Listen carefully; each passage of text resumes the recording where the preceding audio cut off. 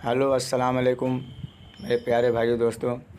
आज की इस वीडियो में देखिएगा आप लोग सबसे अच्छा संस्कृत कौन पढ़ेगा, योगी जी पढ़ेंगे या मौलाना अब्दुल रज़्ज़ाक़ साहब पढ़ेंगे। सबसे अच्छा संस्कृत किसकी होगी और आप अगर सुन लेंगे तो आप खुद ही जान जाएंगे, पहचान जाएंगे कि किसकी संस्कृत अच्छी है।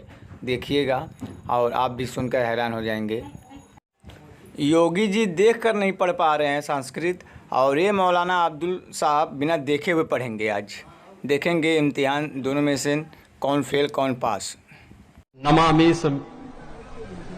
मेसान निर्वाण रूपम विभुम व्यापकम ब्रह्म वेद स्वरूपम निजम निर्गुणम निर्विकल्पम निरीहम चिदाकाश माकाश वासम भजे हम। ओम पूर्णमिदः पूर्णमिदं पूर्णात् पूर्णमुदच्यते पूर्णस्। ईश्वर के बारे में पूछेगा तो बता देना कि न तस्य प्रतिमास्ति यस्य नाम महद्दसा शैष एक एक विरधे कैवा। पूछेगा कि ईश्वर एक ही होता, रूप अनेक होते, तो बता देना आप ईश्वर की विशेषताएं के बारे में कि इंद्रम मित्रम वरुण अग्निमाहि रतो देवस्य सुपर्णो गुरुत्मानम एकम सद्विप्रा वदा वदन्ति। नमाज के ऊपर एतराज करे तो पढ़ देना प्रथमा जा रका जीवा दियो दियन मुजियते तृतीयानन कोडला कार्य चतुर्थ देव चंद्र का पंचम बिंदु संयुक्ता। अजान के ऊपर अगर तुम्हारे लिगेशन लगाए तो पढ़ देना उच्चलापि सर्वभक्षी भविष्यति जनोम विना कोलम च पश्वस्ते शाम भक्षयामताम मुसरने वसन सकारा। मोहम्मद रसूलुल्लाह के बारे में अगर पूछे, अंतिम महर्षि के बारे में कि मोहम्मद आखिरी नबी है, कहां से साबित है, तो पढ़ देना अस्मल्लाहु मिल्ले मित्रा वरुणा दिव्यानि धत्ता इल्लल्ले वरुणो मित्र तेजस कामया होतार बिंदुरो महा। हमने कहा कि जितना मैं पढ़ता हूं आपके ग्रंथ को शायद आप पूरे साल में नहीं पढ़ते। अगर हम हिंदू को कहेंगे कि भाई तुम मूर्ति पूजा मना कर, मूर्ति को पूजो, ये गुनाह है, हम उन पर एतराज करेंगे। और मूर्ति पूजा की ममानियत वेदों में है। अंदन तमह प्रियोशंति असंभवति। मट्टी पत्थर लकड़ी कंकर की इबादत करना भी गुनाह है। न देवा मुरच्चलाम या न कांस्टे विदते देव न पाषाणे। इंसानों को परमात्मा मानना भी गुनाह है। अविक्तम विक्ति मापन्यम मन्यन्ति माम बुद्धमा। और अगर कोई ईश्वर वो होता है जो नजर नहीं आता, न संदरूषी तिष्ठिति रूपमस्या न चक्षुषा पश्यते कश्चनेनम। परमात्मा वो होता है जो कभी नजर नहीं आता। वेदों में है कि मनुस्मृति सफा नंबर 159 के अंदर लिखा है प्रोच्चितम भक्षण माम साम वैष्णवम, के इंसानों ए मनुष्यों, अगर कोई इंसान मांस खाना चाहे तो मंत्रों द्वारा पवित्र करके खाया जा सकता है। मंत्र द्वारा पवित्र करके खाया जा सकता है। इस्लाम के अंदर क्या है, अगर कोई ज़िबा करे हलाल जानवर तो बिस्मिल्लाह पढ़े। यही है, यही कॉन्सेप्ट मनुस्मृति में। अगर कोई मांस खाना चाहे तो मंत्रों द्वारा पवित्र करे, गायत्री मंत्र पढ़े, ब्रह्मा सूत्र पढ़े, हनुमान चालीसा पढ़े, पवित्र कर दे, खा सकता है। क्यों? जंगल के पशु पक्षी प्राणी के भोजन है। पशु पक्षी जानवर आया, पशु पक्षी, पशु जंगल, पक्षी परिंदे, पशु पक्षी प्राणी। हमने कहा प्राणी कौन है?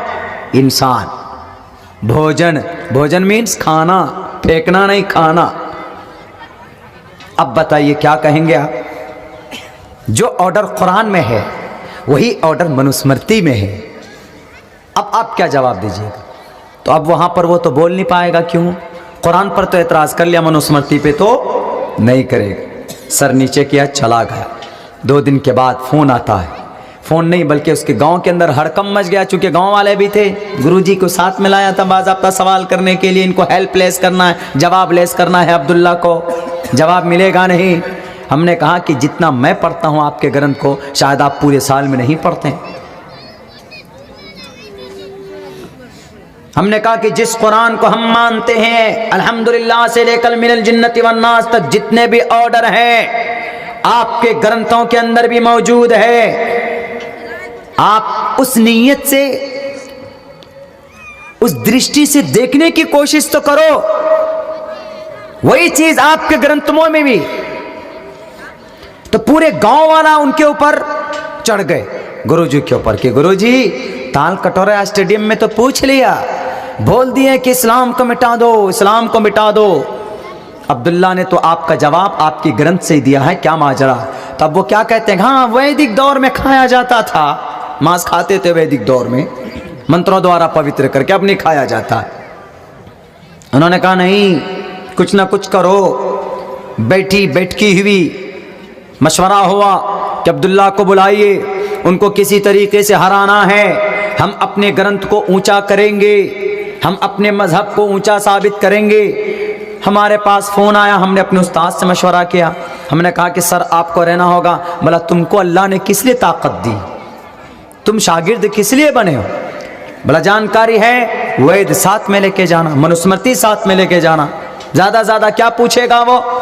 महाप्रलय के बारे में पूछे, मंत्र पढ़कर सुना देना, ओम पूर्णमिदः पूर्णमिदं पूर्णात् पूर्णमुदच्यते पूर्णस्य। ईश्वर के बारे में पूछेगा तो बता देना कि न तस्य प्रतिमास्ति यस्य नाम महद्दसा शैष एक एक विरधे कैवा।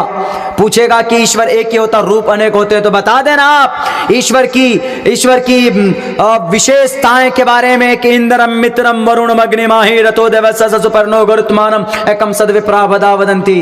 नमाज के ऊपर एतराज करे तो पढ़ देना प्रथमा जा रका जीवा दियो दियन मुजियते तृतीयानन कोडला कार्य चतुर्थर देव चंद्र का पंचम बिंदु संयुक्ता। अजान के ऊपर अगर तुम्हारे इलिगेशंस लगाए तो पढ़ देना उच्चलापि सर्वभक्षी भविष्यति जनोम विना कोलम च पश्वस्ते शाम भक्षयामताम मुसरनेव संसकारा। मोहम्मद रसूलुल्लाह के बारे में अगर पूछे, अंतिम महर्षि के बारे में कि मोहम्मद आखिरी नबी है, कहां से साबित है, तो पढ़ देना अस्मल्ला मिल्ले मित्रा वरुणा दिव्यानि धत्ता इल्लल्ले वरुणो मित्रस्तेजस कामया होतार भिंदरो होतार मिंदरो महासुरिंदरो। तुम तो सब पढ़ाया मैंने, किस लिए? हिम्मत दी। हमने कहा ठीक है। उन्होंने फ़ोन किया कि आपको बैठना होगा, आपको डिबेट करनी होगी। हमने कहा मैं तैयार हूँ, जहाँ बुलाओ वहीं आ जाऊँगा मैं, और कोई नहीं आएगा, मैं तन्हा आऊँगा। मैं एक तालिबे इल्म हूँ। मैंने सोचा कि तालिबे इल्म में जाएंगे, अगर हार गए तो सोचे कि तालिबे इल्म है, अगर कोई बड़े को लेके जाएंगे तो थोड़ी बेइज्जती हो जाएगी। 3 रोज के बाद फ़ोन क्या आता है, क्योंकि उनके गुरुओं ने कहा पता है वो टोपी दाढ़ी वाला ज़रूर है, बच्चा ज़रूर लगता है, और एक एक चीज को पढ़कर उसने तुमको समझाया अपने ग्रंथों से। इसका पता, इससे ये पता चलता है कि उनको अपने ग्रंथों के बारे में ज्ञान है, और हम जवाब नहीं दे पाएंगे।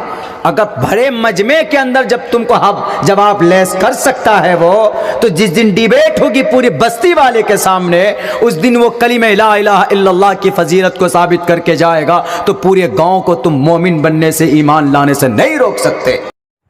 वीडियो अच्छी लगी हो भाई तो लाइक कमेंट शेयर ज़रूर करें। और मेरे हिसाब से वीडियो बहुत अच्छी लगी, संस्कृत बहुत अच्छा पढ़ी इन्होंने, और हिंदू भाई को भी अच्छी लगी होगी।